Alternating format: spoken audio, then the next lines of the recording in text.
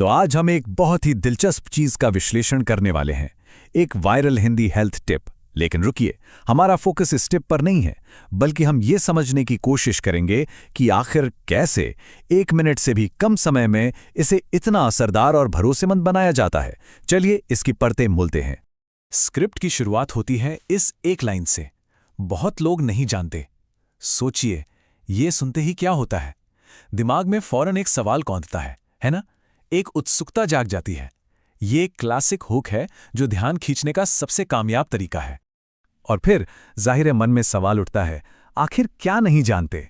बस यहीं पर एक नॉलेज गैप बनाया जाता है, मतलब एक ऐसी कमी महसूस कराई जाती है जिसे भरने के लिए हम बेचैन हो जाते हैं और आगे सुनने पर मजबूर हो जाते हैं। है ना ये कमाल की तरकीब?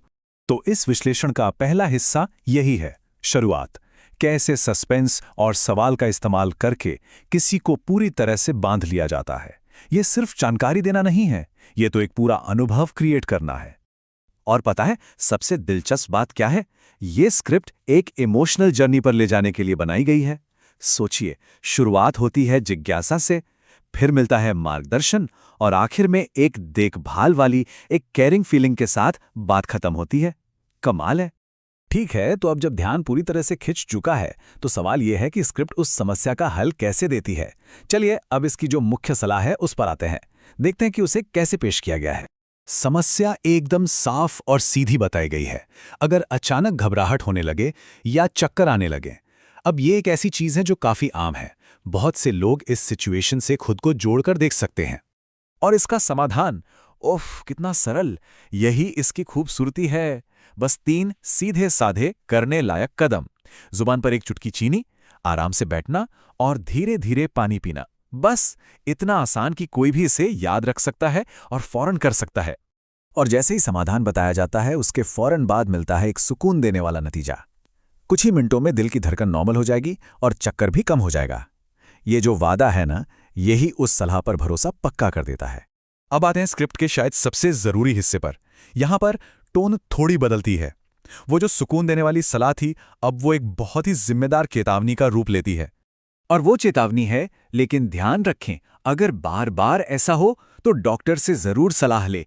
बस ये एक लाइन इस छोटी सी टिप को भरोसेमंद और जिम्मेदार बना देती है। अब ये सिर्फ एक घरेलू नुस्खा नहीं, बल्कि एक समझदारी भरी बात लगती है।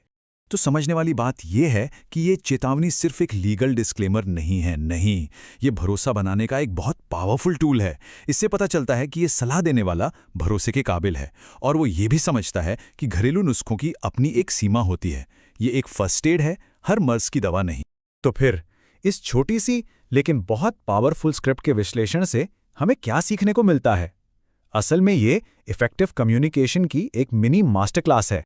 पूरी बात इन 4 पिलर्स पर टिकी है।